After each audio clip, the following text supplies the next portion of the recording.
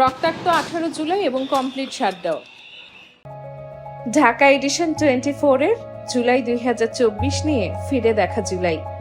মুক্তিযুদ্ধের সন্তান, একজন রাজাকারের সন্তান। তার নাতিপুতিরা কেউ মেধাবী না, যত রাজাকারের বাচ্চারা নাতিপুতি হলো মেধাবী, তাই না?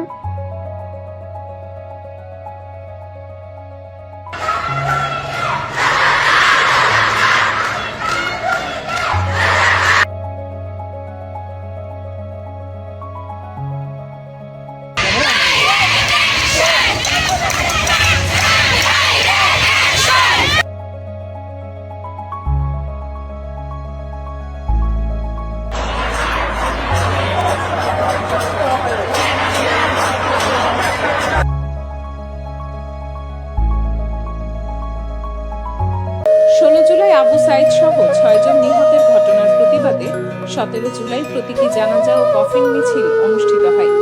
এরপর 18 জুলাই বৃহস্পতিবার দেশব্যাপী কমপ্লিট শাটডাউন কর্মসূচির ডাক দেন আন্দোলনকারী শিক্ষার্থীরা। আন্দোলনের ইতিহাসে এই দিনটি ছিল অন্যতম গুরুত্বপূর্ণ ও ভয়ঙ্কর। রাজধানী ও দেশের পরিস্থিতি। 18 জুলাই রাজধানী ঢাকা সহ সারা দেশ কার্যত অচল হয়ে পড়ে। বিভিন্ন স্থানে পুলিশ এবং তৎকালীন ক্ষমতাসীন দলের বিভিন্ন অঙ্গ সংগঠনের সাথে আন্দোলনকারীদের ব্যাপক সংঘর্ষ হয়। এই একদিনেই সাংবাদিক সহ অন্তত 31 জন প্রাণ হারান। এর মধ্যে ঢাকাতেই মারা যান 24 জন, চট্টগ্রামে 2 জন, নরসিংদীতে 2 জন এবং রংপুর, সাভার ও মাদারীপুরে 1 জন করে নিহত হন। নিহতদের মধ্যে অন্তত 11 জনই ছিলেন শিক্ষার্থী। এই সংঘর্ষে আহত হন প্রায় 1,500 মানুষ। প্রশাসনিক পদক্ষেপ ও যোগাযোগ বিচ্ছিন্নতা। পরিস্থিতি নিয়ন্ত্রণে সারা দেশে 229 প্লাটুন বিজিবি মোতায়েন করা হয়। ঢাকা মেট্রোপলিটন পুলিশ রাজধানীতে অনির্দিষ্টকালের জন্য সভা সমাবেশ নিষিদ্ধ করে। দুপুর 12টা থেকে ঢাকার সাথে দেশের অধিকাংশ জেলার রেল যোগাযোগ বন্ধ হয়ে যায়। রাত 9টার পর সারা দেশে মোবাইল ও broadband internet, Facebook, TikTok, Instagram, YouTube তাদেরকে শেষবারের মতো আমরা আসলে আমি বলবো যে সেবা বিচ্ছিন্ন করে দেয় সরকার। তৎকালীন তথ্য প্রযুক্তি প্রতিমন্ত্রী জুনায়েদ আহমেদ পলক দাবি করেন, সার্ভারে আগুনের কারণে ইন্টারনেট বন্ধ হয়ে গেছে, যদিও পরে জানা যায় তা ছিল উদ্দেশ্য প্রণোদিত। ভয়াবহ সংঘর্ষ বিটিভি ভবন। যাত্রাবাড়ির হানি ফ্লাইওভারের টোল প্লাজায় অগ্নিসংযোগ করা হয়। উত্তরার বিভিন্ন শিক্ষা প্রতিষ্ঠানের শিক্ষার্থীদের উপর পুলিশ ও র্যাব কাঁদুনে গ্যাস, সাউন্ড গ্রেনেড ও রাবার বুলেট ছোড়ে। এক পর্যায়ে কানাডিয়ান ইউনিভার্সিটিতে আটকা পড়া পুলিশ সদস্যদের হেলিকপ্টারে করে সরিয়ে নেওয়া হয়।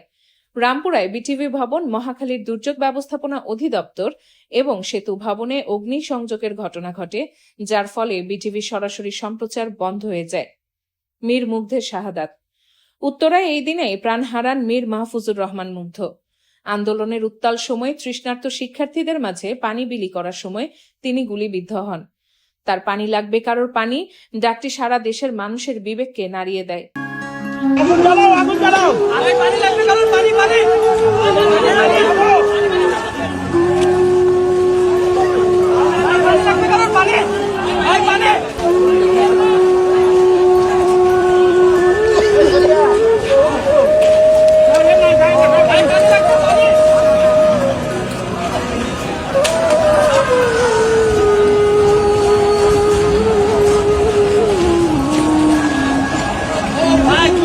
রাজনৈতিক ও আইনি প্রতিক্রিয়া।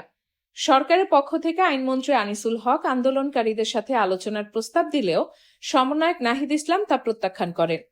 তিনি স্পষ্ট জানান, শহীদের রক্তের উপর কোনো সংলাপ হবে না। এদিকে হাইকোর্টের কোটা সংক্রান্ত রায়ের বিরুদ্ধে সরকারের লিভ টু আপিল শুনানির দিন 21 জুলাই ধার্য করা হয়। অন্যদিকে শিক্ষার্থীদের উপর হামলার প্রতিবাদে ঢাকা বিশ্ববিদ্যালয় সহ বিভিন্ন স্থানে ছাত্রলীগের শতাধিক নেতাকর্মী পদত্যাগ করেন। জাতিসংঘ সহ আন্তর্জাতিক মহল এই সহিংসতায় উদ্বেগ প্রকাশ করে শান্তিপূর্ণ প্রতিবাদের অধিকার নিশ্চিত করার আহ্বান জানান। 18 জুলাইয়ের এই কমপ্লিট শাটডাউন কেবল একটি কর্মসূচি ছিল না, এটি ছিল আন্দোলনের এক নতুন মোড়। প্রাণহানি, অগ্নিসংযোগ আর রাষ্ট্রীয় কঠোরতার দিনটিকে বাংলাদেশের ইতিহাসে একটি কালো অধ্যায় হিসেবে চিহ্নিত করে রেখেছে। Desk news, Dhaka edition 24।